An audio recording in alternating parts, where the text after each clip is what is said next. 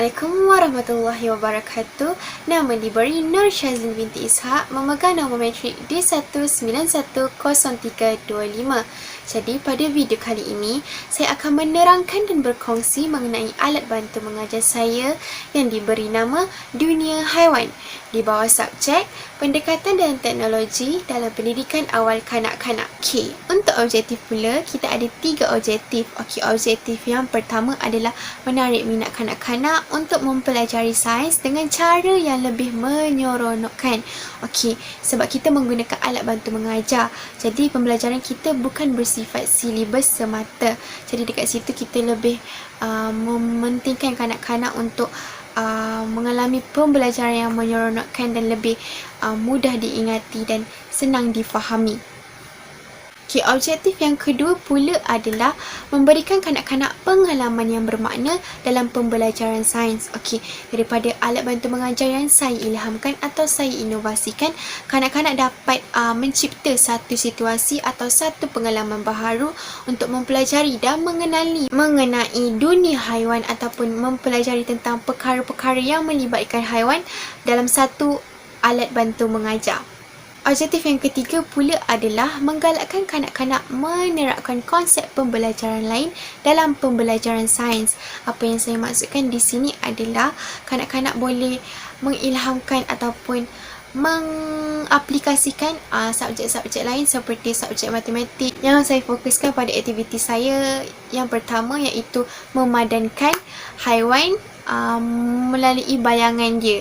Jadi kat situ kanak-kanak dapat mengaplikasikan pembelajaran matematik melalui pembelajaran sains.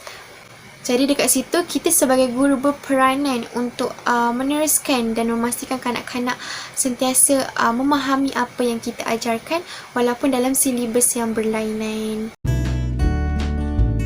Akan beralih pula kepada cara penggunaan alat bantu mengajar dunia haiwan. Dan alat bantu mengajar ini terdiri daripada 4 aktiviti dan kita akan pergi kepada satu persatu. Bersama Raihana untuk membantu saya dalam tugasan ini. Mulakan dengan aktiviti yang pertama iaitu aktiviti padanan haiwan. Okey, yang pertama kanak-kanak akan memutarkan roda warna. Okey.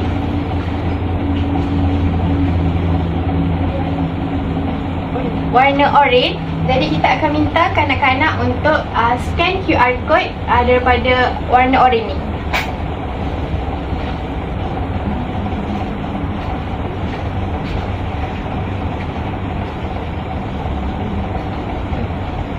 Tekan open. Okay. Jadi kanak-kanak akan mainkan video.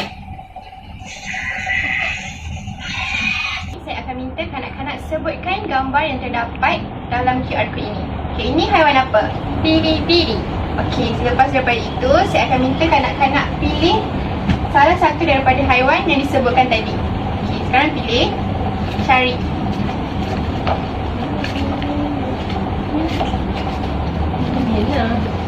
Ya, boleh tunjukkan. Apa? Biri-biri. Okey, sekarang saya akan minta kanak-kanak untuk melekatkan biri-biri ini mengikut rupa bentuk pada gambaran yang terdapat pada aktiviti 1.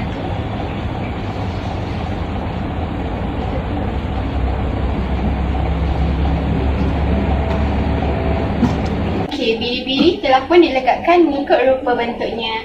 Okey, dan aktiviti diteruskan sehingga ke-6 haiwan ini telah pun dipadankan.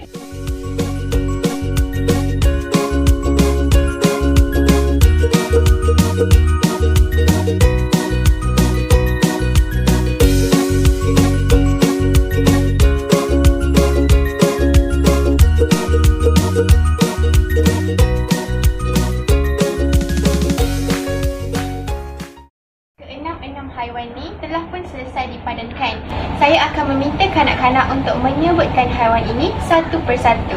Okey, kita mulakan dengan yang atas. Ini apa? Kuda. Ini khinzir. Ini lembu. Ini biri-biri. Ini kambing. Okey, yang lain sekali itik. Yang kedua pula adalah mencari anggota badan haiwan yang hilang. Okey, mula-mula saya akan minta kanak-kanak melekatkan anggota badan haiwan mengikut tempatnya yang sesuai. Mula. Okey, itu letak mana? Atas. Ambil lagi. dia juga dekat bawah. Okey. Last sekali. Dan dia punya ekor dia tekan. Okey. Setelah selesai kanak-kanak melekatkan gambar rajah anggota badan haiwan, okey, saya akan minta kanak-kanak untuk scan QR code yang terdapat di sini. Okey. Scan.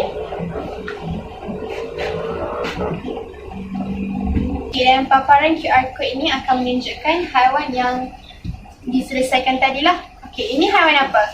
Keldai. Okey, aktiviti akan diselesaikan untuk kedua-dua lagi haiwan.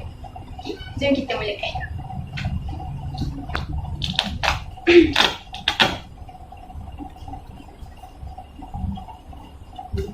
Di sini. Okey, lagi satu.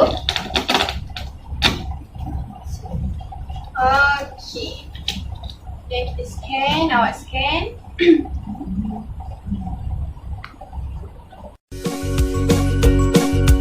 Okey, ini haiwan apa? Angsa.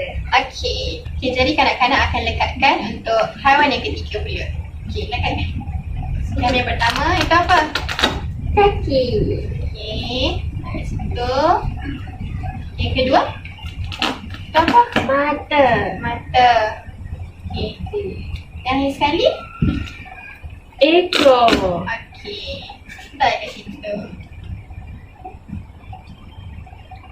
Okey. Kemudian saya akan minta kanak-kanak untuk scan QR code.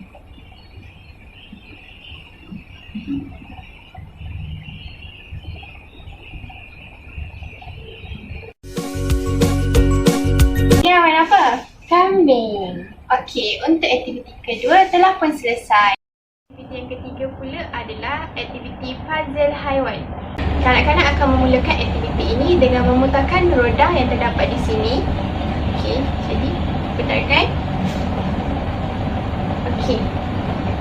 Kemudian kanak-kanak perlu scan QR code mengikut anak panah. Scan. Okey, daripada gambar QR code ini, saya akan minta kanak-kanak sebutkan warna yang dikeluarkanlah. Okey, ini warna apa? Merah. Okey. Kemudian daripada warna merah ini, kanak-kanak akan membuka laci yang terdapat di bawah. Okey, tarik. Okey, dan kanak-kanak akan mengambil sampul warna merah. Okey, daripada sampul warna merah ini, ia terkandung puzzle-puzzle untuk haiwan dan kanak-kanak akan bukalah sampul ni untuk mengetahui apa puzzle haiwan di dalam. Cuba. Keluarkan semua. Kena kaki. Jadi aktiviti akan bermula di bingkai kotak warna merah ini, di mana kanak-kanak akan meletakkan puzzle haiwan di sini. Kita akan mulakan aktiviti.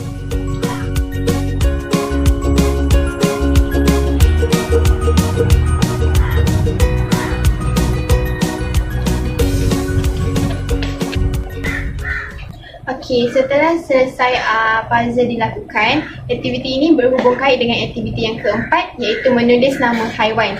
Okey, jadi saya akan minta kanak-kanak untuk menulis nama haiwan di papan putih yang terdapat di sini.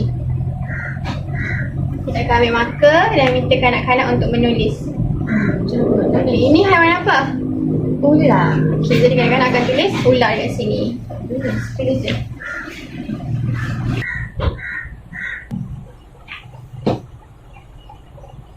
Setelah kanak-kanak selesai tulis di papan putih, kita akan mengulang aktiviti di writing pad. Setelah itu, kanak-kanak akan menulis perkataan ular di writing pad ini. Okey, tulis perkataan yang sama.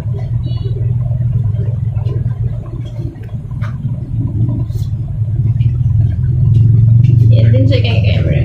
Okey, ini haiwan apa? Ular. Jadi aktiviti dikira selesai sekiranya puzzle yang terdapat di ruangan ini telah pun lengkap.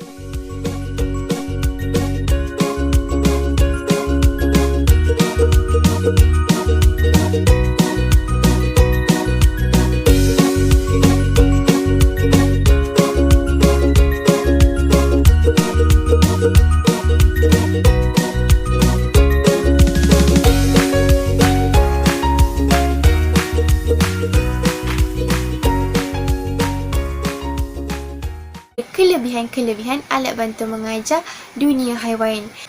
Okey, yang pertama adalah mengandungi pelbagai aktiviti. Seperti yang saya sebutkan tadi, ada 4 aktiviti kan? Okey, jadi aktiviti yang pertama adalah memadankan haiwan, yang kedua adalah puzzle haiwan, dan yang ketiga adalah menulis nama haiwan, dan yang terakhir sekali iaitu aktiviti yang keempat adalah mencari anggota badan haiwan yang hilang. Jadi dekat situ kita dapat tambah fokus kanak-kanak dalam tempoh masa yang lebih lama untuk berada dalam sesi pengajaran dan pembelajaran. Yang kedua pula adalah mempunyai struktur yang kukuh. Okey, jadi maksudnya dekat sini alat bantu mengajar dunia haiwan adalah bersifat stabil, di mana bila kanak-kanak gunakan alat bantu mengajar ini, mereka akan merasa lebih selamat dan lebih selesa. Dan kelebihan yang terakhir sekali iaitu kelebihan yang ketiga adalah ruang serbaguna. Okey, jadi pada alat bantu mengajar saya tadi terdapat laci yang menyimpan sampul haiwan untuk digunakan dalam puzzle haiwan pada aktiviti yang kedua. Di mana dekat situ kita mengajar kanak-kanak untuk lebih berdisiplin dan menjaga segala peralatan yang digunakan untuk disimpan semula.